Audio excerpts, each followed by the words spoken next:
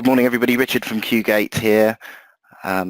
Welcome to this morning's briefing in relation to CRM systems and GDPR compliance.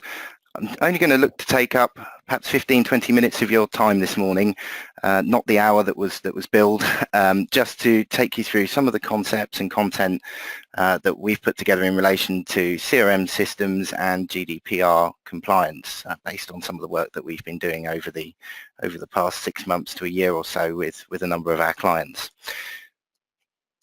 So to introduce you to QGate, for those of you who aren't familiar with us already, we're a CRM implementation partner based in Fareham near Portsmouth on the south coast of the UK, and we've been implementing CRM solutions in mid-market and for SMEs since 1997. We were originally founded as an Infor CRM, formerly Sales Logics practice. That was a Sage product in years gone by, and we now work also with Microsoft Dynamics as a CRM solution and have done for the past 10-11 years now. So those are a couple of really enterprise level market leading CRM applications that we support our customers in and around and deliver and implement a range of services around. A CRM solution is a customer relationship management system, for those of you who aren't familiar or perhaps don't have one already.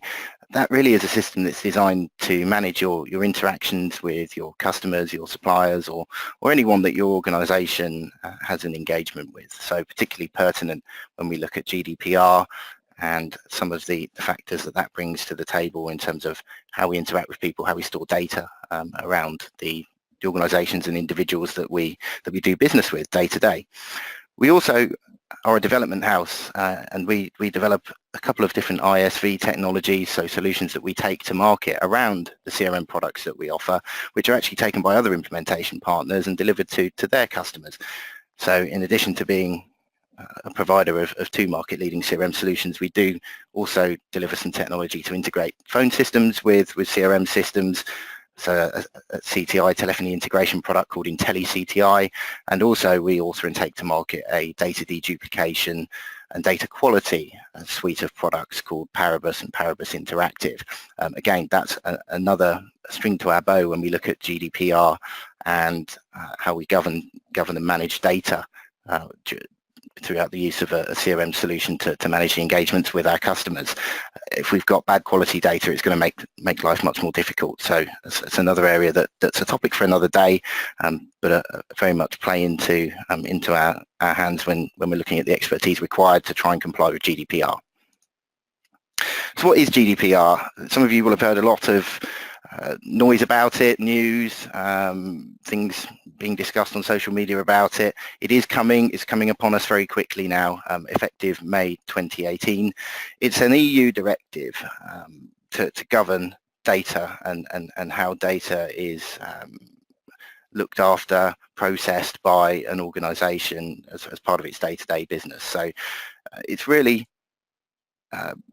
an extension of what we've seen with the Data Protection Act many years ago, which was revised last in 1998. So it's really the most significant revision to data processing practices that we've seen in the past few years. Being an EU directive, it is going to be put in as law by default into all of the EU member states, and that will also apply to us post Brexit when that comes into force, because we will be carrying over most of the EU laws which will be protective as part of our leaving of the EU when we get there. So it's very much going to impact us regardless of Brexit, and actually it does also affect organisations who are outside of the EU. So organisations further afield who actually trade with companies or individuals who are in the EU. So we're very cognizant of it happening over here in Europe. It may be there's some organisations over in the States who may think it doesn't apply to them.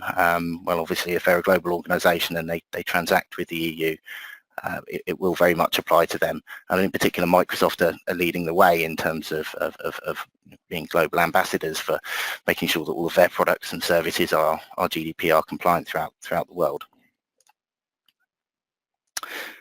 So if you don't have a CRM system, it can help you in many different ways in terms of trying to comply with GDPR, and we've put this into 3 different sections really that we'll talk a bit about today.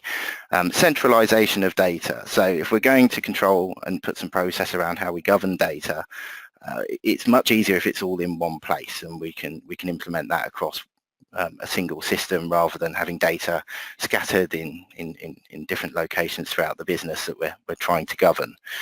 So that's a step in the right direction, and often the first step when looking at trying to tackle this thing. Once we've got the data into hopefully a reduced number of data sources, if not a centralized single source of data, then defining how do we manage that data. So control of what are we capturing, why are we capturing it, what are we using that data for, how often is it updated, how long do we keep it for, what are the processes around deleting that data. So one of the things that GDPR provides is a pathway whereby a personally identifiable individual can give you a subject access request, a SAR, and ask you to give them the information that you hold about them. So that's one piece. There's also the right to be forgotten, whereby if that individual believes you don't have a reason to hold that information, that they can ask you to get rid of that information, to delete it effectively. And how do we react to and manage those kind of requests? And then once we've got the data in a sensible place to keep it, and we've got some process around how to manage that data, we need to secure that data. So these are the 3 areas that we at QGate think are some of the main pillars and steps to GDPR compliance. Microsoft have 4 pillars in terms of what they take to market. Discover, which is very much an analysis phase. Work out how to manage that data. Protect it, which really is securing that data. And then also reporting on how all of that's going and looking to bring in a phase of continual improvement around that. So a common scenario that we come across implementing CRM solutions is businesses that don't have a CRM system at present often have many different Excel spreadsheets. That might be data that's exported from an existing system, perhaps an account system or another industry-specific system that you might be using, but many incarnations of Excel spreadsheets, perhaps that are updated in their own little silos and never come back to be centrally managed. So it's often said, I don't know whether this is true or not, that Excel is the world's biggest database. That may be true if you were to add them all together perhaps, but it's very difficult to control information where it's distributed and perhaps even stored locally on people's machines rather than centrally. So regaining control over data that's held in Excel is a common reason that we've always seen organisations come to us with as a challenge and a reason to look at a CRM solution. But it's even more pertinent when we look at GDPR, because we need to have those central processes, that central governance and management of data. And if we've got things scattered around the business in Excel spreadsheets, that's all the more difficult. There are obviously other applications that no doubt many of you will use, some of them from Microsoft, some of them from other vendors such as Sage, Infor, IBM, SAP, Oracle, many different independent vendors that are around there. Lots of you obviously will use Office, so there's different applications within Office and things like SharePoint that all form part of your data estate as an organisation. A CRM solution can't replace all of these different systems, but it will often integrate with them and provide you with a central hub to manage records that hang off in a relational way into these other pieces of kit that you're using day to day. But it will help with the central control of those records as a master database, if you like. So you can't really think of CRM solutions, Infor or Dynamics, the ones that we supply, or any other as being a silver bullet really towards GDPR compliance, but set up in the right way and used sensibly, also taking into account the human aspects of that, they can certainly help you reduce your risk and get you along the pathway to complying with the new legislation. That's all well and good, as those are pieces of kit that you as managers or your IT management in a larger organisation may legislate for and allow you to use, but we're seeing a rapid emergence of what's known as shadow IT nowadays as well. That stems from there being lots of free apps available on people's mobile devices and also to use through web browsers as cloud services. And shadow IT is pieces of technology, software in many cases, that hasn't been centrally and strategically thought about within your organisation. So using pen drives or flash disks, for example. I'll use my own Dropbox account as this middle example here. To share a piece of information perhaps with a customer or a supplier. Now it may be that we have SharePoint that does that, that's our corporate decision, if you like, but you might have people that are off using different pieces of technology almost that do a similar thing, but they might think it does it in a better way or an easier way, and often they're free. And how do you legislate for that from a management perspective, and how can you support that from an IT perspective? It's a huge challenge that a lot of IT managers are finding today. So we need to be much more strict about what we're going to allow people to use, and make sure that people are doing things in the prescribed piece of technology and in the prescribed way as well. Or it's, again, just in the case of the spreadsheet, it's very difficult to legislate for, govern, and ultimately comply when we've got pieces of shadow IT that are around the organisation. And credit goes to smartfile.com, where I found this nice illustration of that. So if we are going to use a CRM solution, how's it going to help us manage our personal data? Well, we've got definable fields to capture certain pieces of information: first name, last name, address, email, the usual things that you could be capturing elsewhere. And we can put some validation and some security and rules and defined workflow processes around what we do with those fields, in line with what our policies and procedures say that we need to do with that data. We can customize that. We can add in fields that are unique to your organization, your industry, if we need to. And we can control who can access those fields. So putting a layer of security over that data. It may be that certain information about customers or suppliers, should only be visible by more senior people within your organization, and it gives us a means of controlling that, particularly if we're dealing with sensitive data that might put us in a difficult situation if everybody in the organization were able to access it, and that were to be known by the data subject.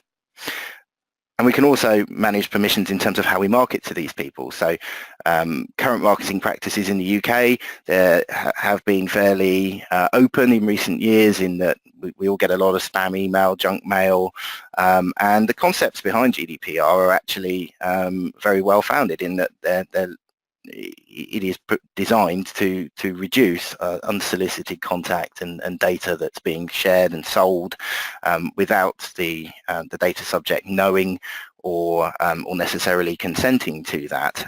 It is fair to say that other countries within Europe have actually been a little bit tighter than we have in the UK around this. If you go to Germany, they're very strict around how the data is governed there, and organisations aren't already allowed to sell data on and move it on to business partners and other companies without the data subject knowing and consenting to it. So it's really centralising that and consolidating that into almost a worldwide legislation here. So obviously having tracking permissions around what we send to people based on what they subscribe to is going to be useful to comply with this moving forward. So what does a typical contact form and a CRM solution look like? This is Microsoft Dynamics. It's just one of the solutions that we provide. We do also offer Infor CRM as another solution, both of which are market-leading CRM solutions. But we've got some run-of-the-mill information on the left-hand side of this contact form for Dean Drew here, which is common information that many of you are probably already capturing already in whatever systems, spreadsheets you might be using. We've also then got some out-of-the-box fields here again, which are personal fields, so gender, marital status, spouse, partner name, birthday, anniversary, etc. Now, it may be that actually your business has a very valid reason, and in your policies and procedures can inform your clients that you're consenting to that information being captured, which is absolutely fine as long as they're happy to give you that data and they know that you're holding it. But it doesn't mean that this out-of-the-box Microsoft Dynamics form is GDPR compliant as the product is supplied. It really depends on how it's configured, whether these fields should be there and used or taken away.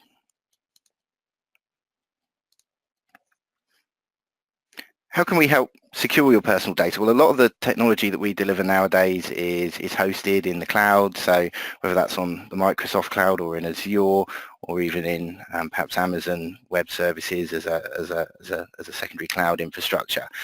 So it takes away a lot of the challenges that we traditionally found with having servers within an organization. How do we keep that cool? How do we make sure it's got power to it and that it's not attacked externally from a SQL injection perspective and through other means. So all of that can be centrally managed in the cloud, and often is with any new implementation that we do nowadays. That data can be spread and stored in different locations. There's multi-factor authentication to get into that data get into that system before you can even look at any of the data, regardless of what your security role entitles you to do. Data's encrypted as it moves from the cloud down into your local environment, and regularly backed up when it's provided in the cloud as well. So a lot of the traditional challenges with having this central database have been removed in recent years with most applications moving to the cloud, and there's tried and tested technology there that is effectively outsourced for you, that helps you on the road to compliance, so that you haven't got to take on that responsibility as an IT manager or as a business owner, where you traditionally used to have to do so with an enterprise level solution. So you may well be thinking, okay, May 2018 is not that far away, and it isn't now. And these things do take time. There's organisational change to manage as part of changing processes, getting procedures in place and documented, and also for the human aspect of adopting a new solution. But you can get started and move on your journey towards GDPR compliance, and we're happy to talk to you and help you with that. The Information Commissioner's Office, that are effectively in the UK responsible for implementing and governing people's adherence to the GDPR directive, are looking for best endeavours towards compliance. So that doesn't mean that they are looking to go out and fine everybody and punish everybody and be strict around this. They are looking to help organisations comply, and they are quite pragmatic in terms of taking a view on what you've done and the policies and procedures you've put in place, even if you're not fully compliant and there is no certification accreditation around this. But if you are seen to be doing the right things and making the right investments and making your people do the right things, then that will be certainly looked on very favourably if you do find that you're complained about in respect of how you're handling and processing data. So we've got a number of options to try and help you get started. Depends really where you are, and we've got a range of different organisations on the session today, some of which will have very mature, automated, integrated systems, modern, old, that you need to move away from, and others that have a complete lack of any formal central system. So depending on where you're at, it may be that we can get you started very quickly and easily, or it may be something that needs a little bit more forethought and strategic planning. We do offer quick start solutions which are primarily aimed at the SME end of the market, or department perhaps within a larger organisation, to get you off and running with a CRM solution in a matter of weeks rather than months. So perhaps there is an easy pathway to move forwards with there, and that they might be enough to get you going, and we're always happy to talk to you about those. As I mentioned, some of you will already have a CRM system or another system that sort of overlaps with what a CRM system does. We're often asked, can you look at our system and tell us, is it GDPR compliant? And the answer is probably not. As it comes out of the box, the answer may be probably not, even if it's being configured and developed for you and tailored for your business, without being cognizant of GDPR and what that means. So even if you're just starting off or you have a system in place, it's all about the policies and procedures that you're looking for that system and for the people that use that system to follow, and whether the system actually reflects that or not, or can be modified to try and enforce those processes, be it through security roles, process-oriented interfaces. There's a number of different ways we can do that. So the answer is probably not, but you can certainly do a lot of different things that we can help you with to make sure that your system is as tight as possible when looking at this regulation. So that covers the sort of 15 minutes of content that I was just looking to run through today. I'm hoping that that's given you some insight and some things to think about in terms of what we can do to help here. As I say, it's not all about the systems and what we supply. It is about policies, procedures, processes and people, as well as the IT that supports those. And they actually come first before the technology that supports that. But we're more than happy to take some questions from you. I will pause the recording at this point.